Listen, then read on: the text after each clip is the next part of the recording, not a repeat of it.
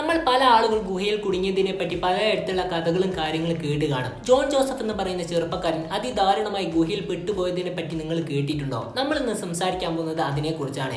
1983 John Joseph ജനിക്കുന്നത്. ചെറുപ്പകാലങ്ങളിൽ തന്നെ തൻ്റെ അച്ഛൻ്റെ കൂട്ടത്തിൽ സഹോദരൻ ജോൺ ജോസഫും കൂടി തന്നെ ഗുഹകൾ എക്സ്പ്ലോർ ചെയ്യാൻ വേണ്ടി പോക്കുണ്ടായിരുന്നു. അതിൻ്റെ അടിസ്ഥാനത്തിൽ തന്നെ പലതരത്തിലുള്ള ഗുഹകളിലും ഇവർ രണ്ടുപേരും പോയിട്ട് ഇവർ രണ്ടുപേർക്കും എക്സ്പ്ലോറും കാര്യങ്ങളും ചെയ്തിട്ട് പലതരത്തിലുള്ള ഗുഹകളിലുള്ള എക്സ്പീരിയൻസും കാര്യങ്ങൾ രണ്ടുപേർക്കും ഉണ്ടായിരുന്നു.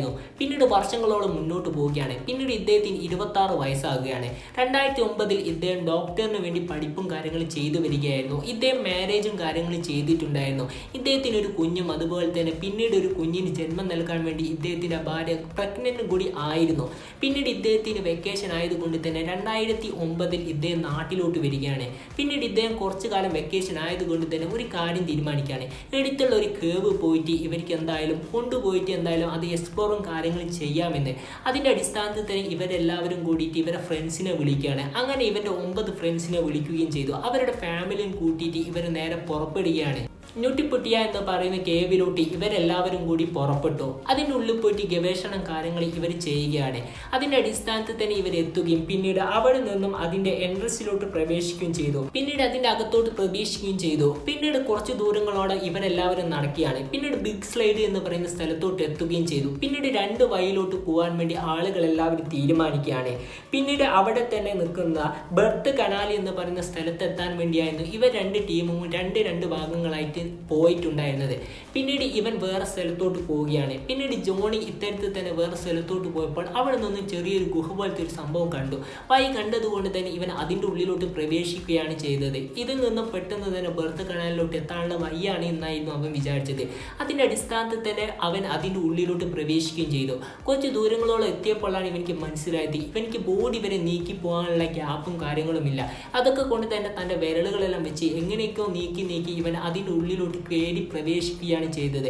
പിന്നീട് കുറച്ച് ദൂരങ്ങളോളം അങ്ങ് എത്തിയപ്പോഴാണ് ഇവനിക്ക് മനസ്സിലായത് ഇത് വഴി മാറിപ്പോയിരിക്കുന്നു എന്ന്. മാപ്പിൽ പോലും അടയാളപ്പെടുത്താത്ത സ്ഥലമാണ് എന്ന് ഇവൻ മനസ്സിലാക്കുകയും ചെയ്തു.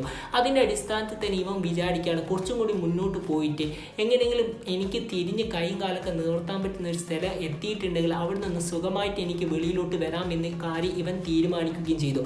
അങ്ങനെ കുറേ ദൂരം ഇവൻ മുന്നോട്ട് പോകുമ്പോഴാണ് താഴോട്ടൊരു കുത്തനൊരു കുഴി ഇവൻ കാണുന്നത്. ആ കുഴിയിലോട്ട് ഇവൻ ഇറങ്ങുകയാണെങ്കിൽ തന്നെ ഇവൻ്റെ കൈയും കാലും നിർത്തി വെക്കാൻ പറ്റുമെന്നായിരുന്നു ഇവൻ വിചാരിച്ചത്. അതിൻ്റെ അടിസ്ഥാനത്തിൽ തന്നെ ഇവൻ ആ കുഴിയിലോട്ട് പ്രവേശിക്കുകയും ചെയ്തു. മറിച്ചാണ് കാര്യങ്ങളൊക്കെ പോയിട്ടുണ്ടായിരുന്നത്. ഇവൻ അവിടെ പോയി കുടുങ്ങുകയാണ് ചെയ്തത്. ആ കുഴിക്കാണ് വലിയ രീതിയിലുള്ള വിസ്തീർണം കാര്യങ്ങളും ഒന്നുമില്ല. ഇവൻ്റെ 2 കാലുകൾ മാത്രമായിരുന്നു പുറത്തുണ്ടായിരുന്നത്.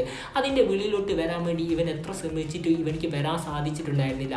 പിന്നീട് ഇവൻ അതിൻ്റെ ഉള്ളിൽ പെട്ടുപോയി എന്ന് കണ്ടുപിടിക്കുന്നത് ഇവൻ്റെ സഹോദരനായ ജോസ് ആണ്. ഇവൻ്റെ സഹോദരനായ ജോസും ഇത്തരത്തിൽ തന്നെ വഴി കണ്ടിട്ട് ബെർത്ത് കനാലിലോട്ട് പോകാനുള്ള വഴിയാണ് എന്ന് മനസ്സിലാക്കി അതിൻ്റെ ഉള്ളിലോട്ട് പ്രവേശിക്കുകയാണ്. ഇവനിക്ക് ഇതിൻ്റെ ഉള്ളിൽ പ്രവേശിച്ചപ്പോൾ ഇവനിക്ക് ധാരാളം മുറിവും കാര്യങ്ങളും സംഭവിച്ചിട്ടുണ്ടായിരുന്നു. പിന്നീട് കുറച്ച് ദൂരങ്ങളോളം പോയപ്പോഴാണ് സഹോദരൻ്റെ കാല് കണ്ടത്. അവിടെ നിന്ന് സഹോദരൻ്റെ കാല് പിന്നീട് ഇവൻ കുടുങ്ങിയെന്ന് മനസ്സിലാക്കിയപ്പോൾ പിടിച്ച് വലിക്കുകയാണ്. വലിച്ചപ്പോൾ അവൻ അവിടെ നിന്നും ഒച്ചയിട്ട് അലറി കരയുകയാണ് ചെയ്തത്. ചെസ്റ്റിനോടൊരു കൈയും അതുപോലെ തന്നെ താഴെ കുയിലോട്ടൊരു കൈയുമായി കുടുങ്ങിക്കിടക്കുകയാണ് എന്ന് പറയുകയും ചെയ്തു. ഇതൊക്കെ കൊണ്ട് തന്നെ തനിക്ക് ഒരിക്കലും ഒറ്റയ്ക്ക് തൻ്റെ സഹോദരനെ രക്ഷിക്കാൻ കഴിയില്ല എന്ന് മനസ്സിലാക്കിയ ജോസ് പെട്ടെന്ന് തന്നെ ആ ഗുഹയുടെ വെളിയിലോട്ട് വരികയും പിന്നീട് റെസ്ക്യൂ ടീമിനെ ഈ വിവരം അറിയിക്കുകയും ചെയ്തു. പെട്ടെന്ന് തന്നെ റെസ്ക്യൂ ടീം ആ സ്ഥലത്തോട്ട് വരികയാണ്. റെസ്ക്യൂ ടീം ആ സ്ഥലത്തോട്ട് വരികയും പിന്നീട് അതിൻ്റെ അടുത്ത് നിന്ന് തന്നെ ഏറ്റവും കൂടുതൽ കേവലം പോയിട്ട് എക്സ്പ്ലോറും കാര്യങ്ങളും ചെയ്ത് എക്സ്പീരിയൻസ് ഉള്ള ലൂസിയ എന്ന് പറയുന്ന ഒരു സ്ത്രീ അതിൻ്റെ ഉള്ളിലോട്ട് പ്രവേശിച്ചിട്ട് ഇവൻ എങ്ങനെയാണ് ഇരിക്കുന്നത് എന്ന തരത്തിലുള്ള കാര്യങ്ങളൊക്കെ പോയി നിരീക്ഷിച്ച് പുറത്തോട്ട് വരികയും ചെയ്തു. അവിടെ പെട്ടെന്ന് തന്നെ പോയിട്ട് ഒരു ഗ്രില്ലർ വെച്ചിട്ട് അവിടെ നിന്ന് ഗ്രില്ല് ചെയ്ത് ഇവനെ പുറത്തെടുക്കാൻ സാധിക്കില്ല. ഇതൊക്കെ കൊണ്ട് തന്നെ അതിൻ്റെ ഉള്ളിലോട്ട് ചെറിയൊരു ഗ്രില്ലർ കയറ്റിയിട്ട് ഇവൻ നിൽക്കുന്ന സ്ഥലം വലുതാക്കിയിട്ട് ഇവനെ പുറത്തെടുക്കാമെന്ന് വിചാരിച്ചാലും അതും ഒരിക്കലും സാധിക്കാത്തൊരു കാര്യമാണ്. ഒരു മനുഷ്യനെ എങ്ങനെയെങ്കിലും കഷ്ടിച്ച് നീങ്ങി പോകാനുള്ള വഴിയും കാര്യങ്ങളും മാത്രമേ അതിൻ്റെ ഉള്ളിൽ ഉണ്ടായിരുന്നുള്ളൂ. അതൊക്കെ കൊണ്ട് തന്നെ ഇവനെ പുറത്തോട്ട് എടുക്കാൻ വേണ്ടി ധാരാളം കപ്പികൾ അതിൻ്റെ ഉള്ളിൽ ജോയിൻ്റായി ഇട്ടതിന് ശേഷം അതിൻ്റെ ഉള്ളിൽ പോയിട്ട് ഇവൻ്റെ കാലിൽ കയറ് കെട്ടി പുറത്തോട്ട് എടുക്കാമെന്നായിരുന്നു റെസ്ക്യൂ ടീം വിചാരിച്ചത്. അതിൻ്റെ അടിസ്ഥാനത്തിൽ തന്നെ ഇവരെ ഇത്തരത്തിലുള്ള കാര്യങ്ങളൊക്കെ ചെയ്തു വരികയും ചെയ്തു. റെസ്ക്യൂ ടീം അതിൻ്റെ ഉള്ളിൽ പോയതിനു ശേഷം ഇവനെ വലിക്കാൻ വേണ്ടി നോക്കി. അപ്പോൾ അവിടെ നിന്നും ഇവൻ ഒറ്റനെ അലറി കരയുകയാണ് ചെയ്തത്. അത് മാത്രമല്ല ധാരാളം ടൈം ഇവൻ തലകിയായി നിന്നത് കൊണ്ട് തന്നെ ബ്ലഡ് സർക്യൂട്ട് കാരണം തലയിൽ കൊണ്ടുപോയി ബ്ലഡും കാര്യങ്ങളും കെട്ടിവെച്ച് തന്നെ ഇവൻ മരണപ്പെടുകയും ചെയ്തു. അത് മാത്രമല്ല ബ്ലഡ് സർക്യൂട്ടിൻ്റെ കാര്യങ്ങളൊക്കെ കാലിൻ്റെ ഭാഗത്തോട് കുറവായതുകൊണ്ട് തന്നെ അവിടെ തൊടുമ്പോഴെല്ലാം ഇവനിക്ക് വേദനിക്കുന്നുണ്ടായിരുന്നു. പിന്നീട് മണിക്കൂറുകളോളമാണ് മുന്നോട്ട് പോയത്. റെസ്ക്യൂ ടീം കപ്പിയും കാര്യങ്ങളൊക്കെ വെച്ചതിന് ശേഷം ഇവനെ വലിക്കുമ്പോൾ ഇവനിക്ക് 90 കിലോ ഉള്ളത് കൊണ്ട് തന്നെ അവിടെ നിന്ന് കപ്പികളെല്ലാം അടർന്നു വീഴുന്നതായിരുന്നു റെസ്ക്യൂ ടീമിന് കാണാൻ കഴിഞ്ഞത്. പിന്നീട് റെസ്ക്യൂ ടീം ഇവൻ്റെ അടുത്ത് പോയതിന് ശേഷം ഇവനുമായി കമ്മ്യൂണിക്കേഷൻ ചെയ്യുന്നുണ്ട്. ഇവൻ്റെ അടുത്ത് സംസാരിച്ചു കൊണ്ട് തന്നെ നിൽക്കുന്നുണ്ട്. ഇത്തരത്തിൽ തന്നെ ഇവൻ്റെ ബോഡി മുഴുവൻ നിരീക്ഷിച്ചപ്പോഴാണ് റെസ്ക്യൂ ടീമിന് മനസ്സിലായത് ഇവൻ്റെ കാല് ഒടിക്കുകയാണെങ്കിൽ മാത്രമേ ഇവനെ പുറത്തോട്ട് എടുക്കാൻ പറ്റുകയുള്ളൂ എന്ന്. ഇതൊക്കെ കൊണ്ട് തന്നെ റെസ്ക്യൂ ടീം ഇത്തരത്തിലുള്ള കാര്യങ്ങളൊക്കെ ചർച്ച ചെയ്തപ്പോഴാണ് ഇവർ മനസ്സിലാക്കിയത് ഇവനിക്ക് ബ്ലഡ് സർക്യൂട്ടും കാര്യങ്ങളും കുറവായത് കൊണ്ട് തന്നെ ഇത്തരത്തിൽ തന്നെ ഇവൻ മുഴുവൻ ടയേർഡായിട്ടുണ്ടാകും.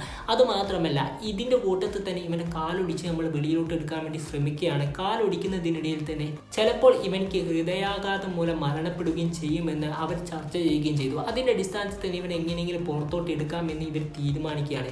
പിന്നീട് മണിക്കൂറുകളാണ് മുന്നോട്ട് പോയത്. പിന്നീട് ഇവൻ്റെ അടുത്ത് റെസ്ക്യൂ ടീം പതുക്കെ തന്നെ സംസാരിച്ചുകൊണ്ട് നിൽക്കുന്നുണ്ട്. ഇവൻ സംസാരിച്ചു കൊണ്ടിരിക്കുമ്പോൾ തന്നെ ഇവൻ്റെ സംസാരം ഇവർക്ക് തിരിയാൻ പറ്റാത്ത രീതിയിലാകുകയാണ്. പിന്നീടാണ് അവൻ മനസ്സിലാക്കിയത് ഞാൻ മരണത്തിലോട്ട് വീണു പോവുകയാണ് എന്ന്. പിന്നീട് അവിടെ നിന്നും ഇവൻ മരണപ്പെടുകയും ചെയ്തു.